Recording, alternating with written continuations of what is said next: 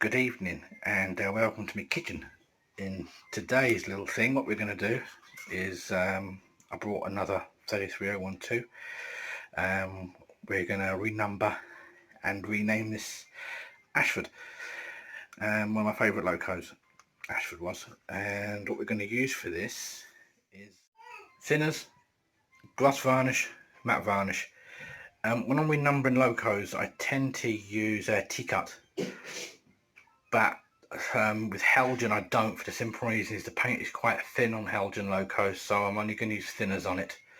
Plus I need to wear away some of the weathering to do the number.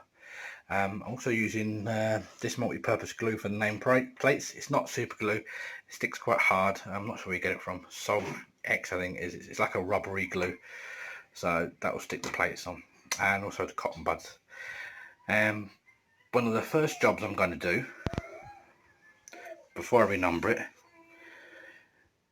is do something to these ends. Now, to weather the ends, to get rid of that horrible weathering on the ends, cotton bud with nothing on, and then thinners on that, and I'll show you how it's done. And now I've tidied the weathering up on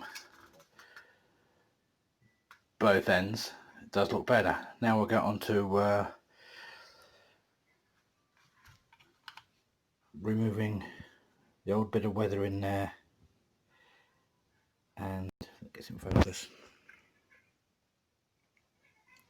The numbers, as it's the same method, a little bit of thinners on there, blank on there.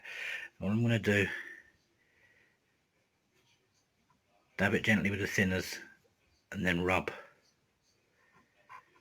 with this end, and it should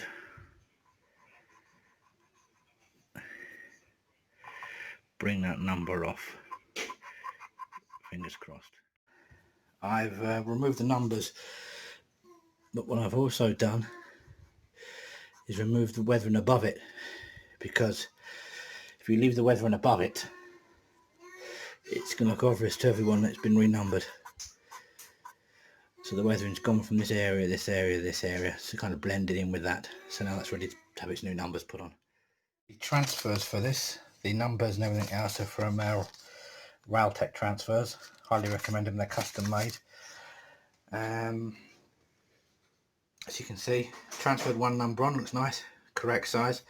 Then all I do now is I will dab some gloss varnish onto the numbers to stick them down, and then when that's dry I put matte varnish on top of that, so you can't see the shine. If you just use matte varnish you can actually see where the edge of the transfers are. So what I'll do, I'll turn it over, number the other side, and then we'll get to fixing the plates. To fit in the nameplate, as you can see, a very small double glue on there. What I'm going to do is I'm going to rub the majority of that glue off on my fingers, so it leaves a very small amount, and then we'll mount that to the body.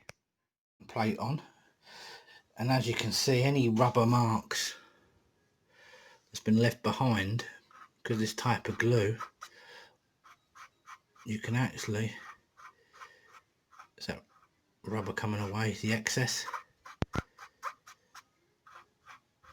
peel that excess rubber away from the top of the plate, and that way you get no glue marks. Brilliant stuff. And now to the other side. And now I've removed the excess rubber from around the plate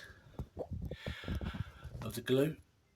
Here she is, Ashford 33052. Have to re-weather around here. I think that looks okay.